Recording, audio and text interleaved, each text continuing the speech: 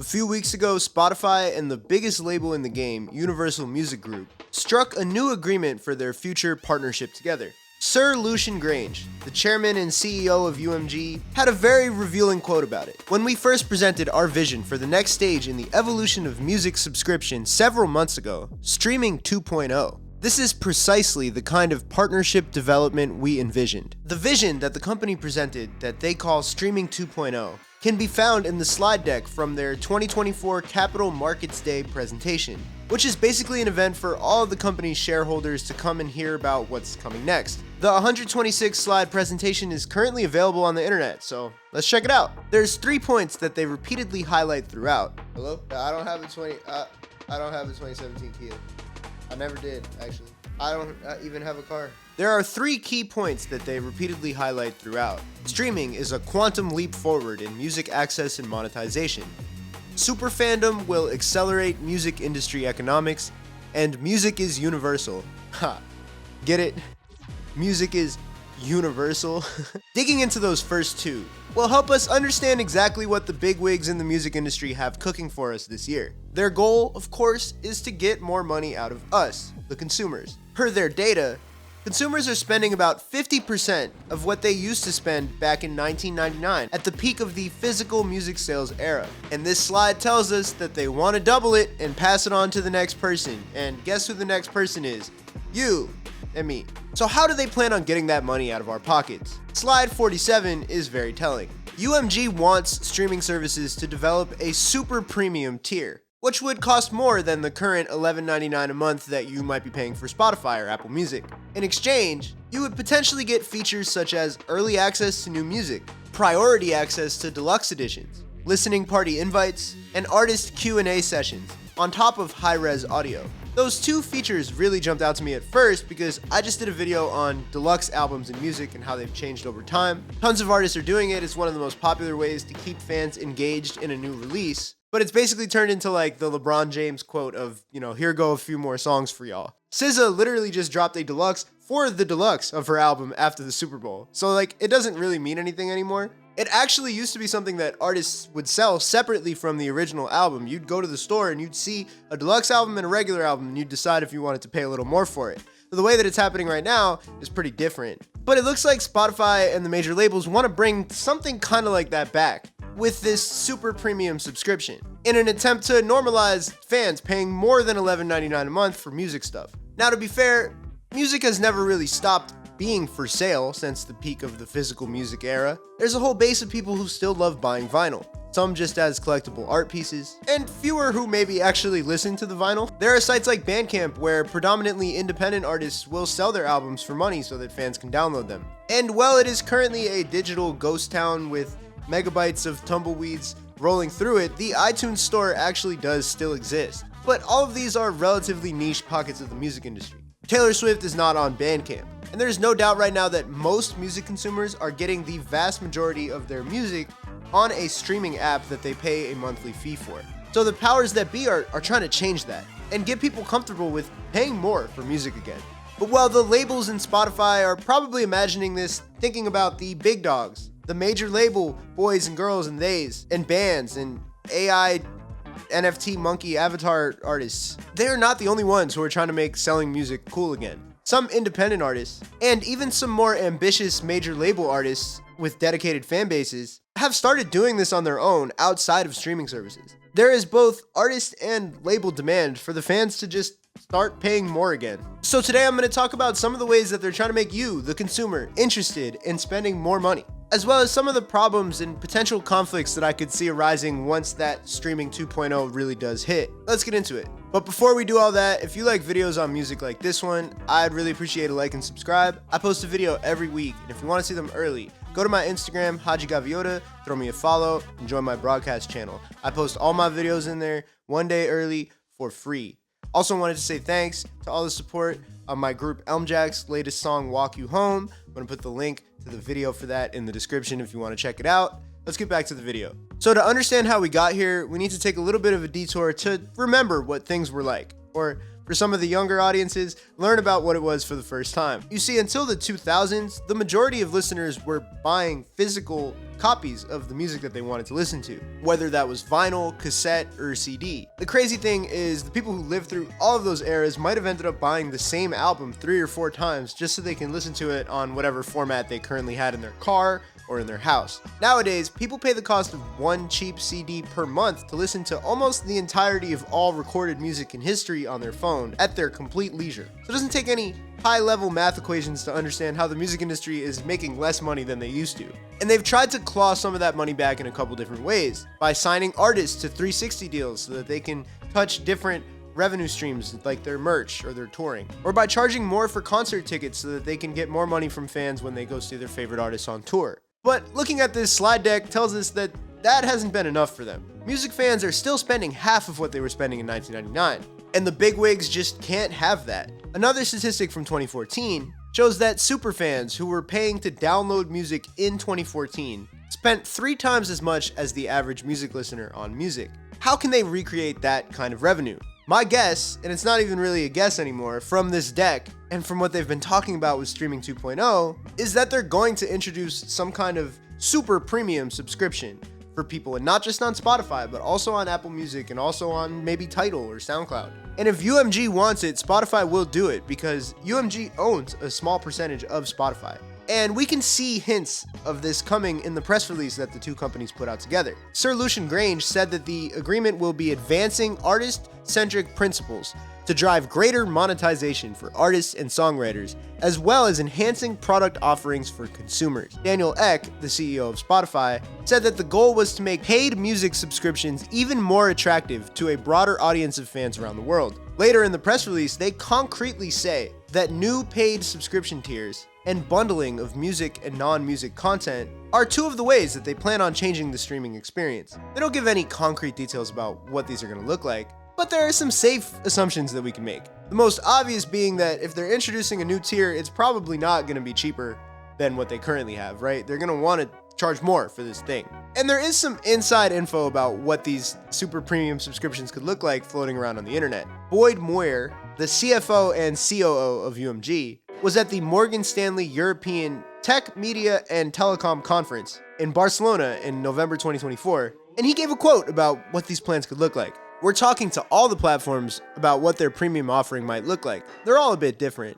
The types of things we're talking about are early release of music, things like premiere events around music, things like chat rooms between artists, and fan collectibles. Early release of music could look like giving these subscribers the deluxe version of an album before everyone else gets it. And one of the biggest reasons why Spotify and labels would want to start doing this is because some artists are just doing this anyway. Rappers like the late Nipsey Hussle and Makami made nice livings out of selling their projects early on the internet before they ever hit Spotify, if they ever hit Spotify at all. And once upon a time, this was reserved for mostly like the more by the bootstraps, entrepreneurial, independent artists, but that's already starting to change. There's a company called Even that's been helping a lot of artists do this recently. Even's mission is to get fans to buy the art from the artist. Some of the things that Even helps artists offer are exclusive access to new music, chats with the artists, fan experiences like listening sessions and meet and greets, early access to content like video stuff and BTS, and exclusive early merch. Doesn't this sound almost exactly like what Boyd Muir, or whatever his name was saying at that Barcelona conference? For my own career, I've actually worked with a different company called Mixed that lets fans buy my work, be it songs, music videos, art, really whatever I want to sell them, and then offers chat features, and they also have this new video thing that lets you do reactions to people's songs. So there are a few different options out there,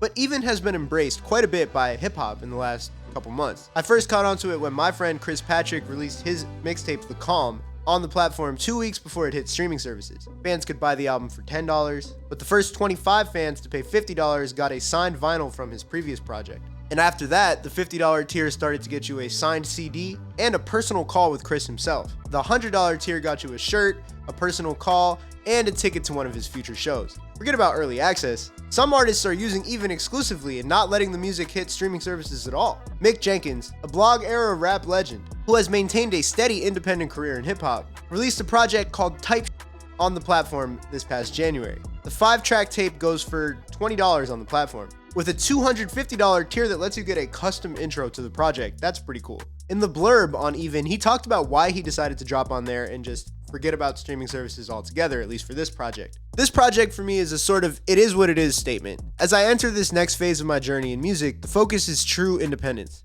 Even helps me accomplish that goal like no other platform. I ask that my true fans take this journey with me. We have a lot of music, content, events, and shows coming your way with Even this year. With Type Beat, I figured it was best we start early. A huge nod / shout out to the Type Beat culture on YouTube. All of the instrumentals on this project are Mick Jenkins type beats that I found there. I wanted to show love to that world since it was truly where I began to find my way in rap. For me, it really comes full circle as I prepare to truly find my way in the business of rap. Thank you for your continued support, and as usual, spread love, drink more water. But it's not just independent backpack artists using Even. In fact, one of the biggest rappers on the planet made it a central part of his release strategy just a couple months ago. J. Cole went on a big nostalgia tour for the 10-year anniversary of his most beloved project, 2014 Forest Hills Drive. He did an audio series recounting his career and capped it off with a one-night show at New York's Madison Square Garden. Along the way, he released a deluxe version of Forest Hills Drive with 8 bonus tracks that were originally made around the time of the album. But he didn't release this on streaming services at first. The deluxe was made available on Even for $10 with no announced release date on when it would ever go to streaming services, if it would at all. The deluxe version did end up going on streaming services on December 20th, 11 days after it was released on Even, and also after the concert and the rest of the rollout had concluded. Cole had his own website called Inevitable, where he hosted the audio series, and he also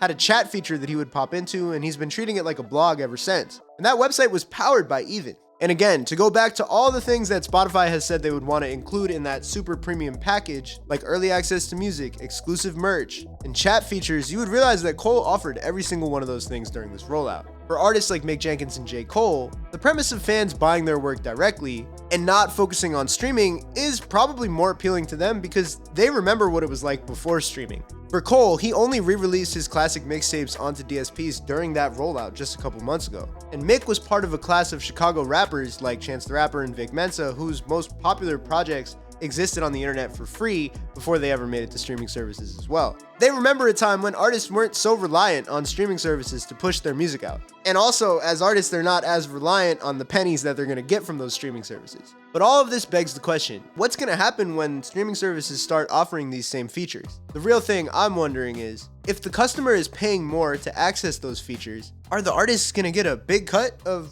what those fans are paying? If alternatives like Even already exist, then it's a bit harder to imagine why an artist would agree to give Spotify all of this stuff, unless they're being paid something to do that. The benefit of using Spotify over something like Even is that the fan bases are already there. You know, you're not asking somebody to go download an app. And I can say as a fan that when J. Cole put that deluxe on Even and I bought it, the website was a little bit buggy.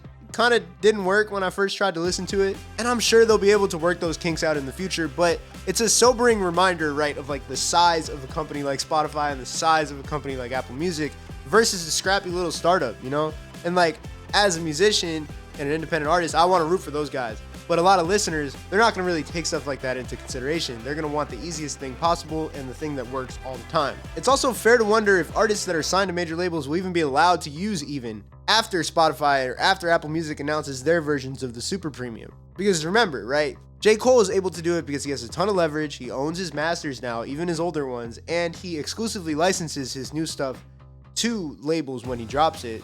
So because of that, he has the freedom to be like, no, I'm going to put stuff on Even if I want. Guys who are still in their first deal might not have that. Since, you know, streaming services and labels are kind of in cahoots with each other, it's hard to imagine that labels will allow their artists to do stuff like that. Another problem that I foresee is how artists might have to divide their resources between these different platforms. Like, just picture it, right?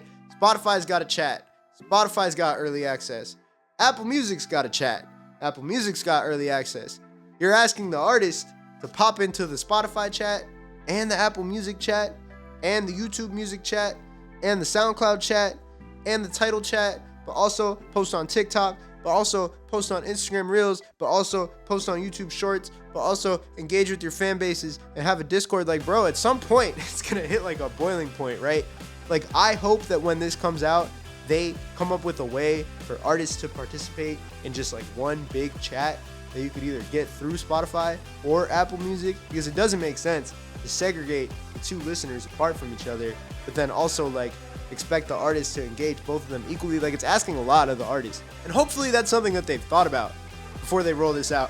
Because as an artist myself, already exhausting, cover all the different platforms you have to cover, but you also don't want to like ignore a huge chunk of your fan base and focus on one streaming service. It's so arbitrary. Like, all those guys are listeners, right? Why would you focus on one over the other? It's kind of a weird thing to focus on, but I couldn't stop thinking about it while I was working on this video, and I was dreading the idea of being in all these different chats at once. So hopefully they find a way to make it one big chat. Please, please, if you're watching this, Sir Lucian Grange, please make it one chat. There are a couple more issues with like the indie direct-to-fan service as well. For one, artists need to have a built-in fan base to try something like Even.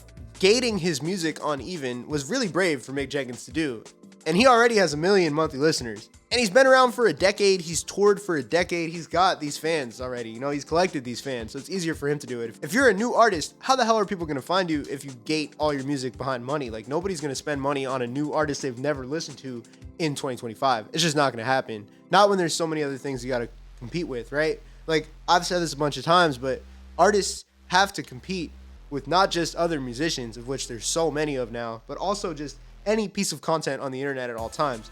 Podcasts, YouTube videos. Like, I'm not gonna spend $5 on a new artist that I'm not familiar with when I could watch the Rizzler go sneaker shopping for free. You know, it's just not gonna happen. So this direct to fan thing, it's only really gonna work for artists who have that tight knit fan base. Chances are they're gonna have to already be around and have to have already used Spotify and social media to get that tight knit fan base. It's kind of a catch-22.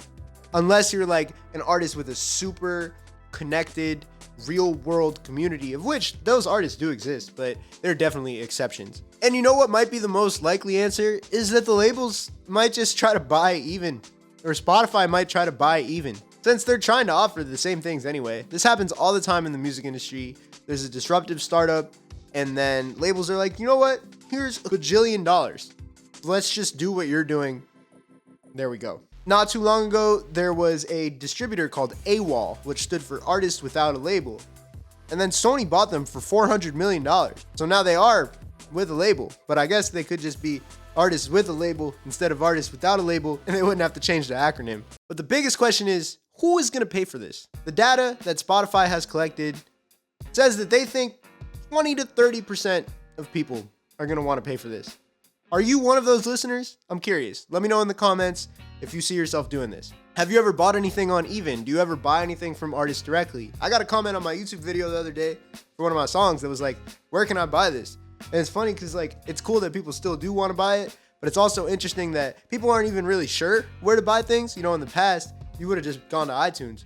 But people are like, damn, I like this enough that I want to buy it. I don't even really know where I would do that. It's so abnormal at this point. But yeah, let me know if you spend money on music like that, because I am just honestly curious if other people do it. Are you just worried about saving up for eggs right now? I wouldn't blame you. And let me know what you want me to cover next. Peace.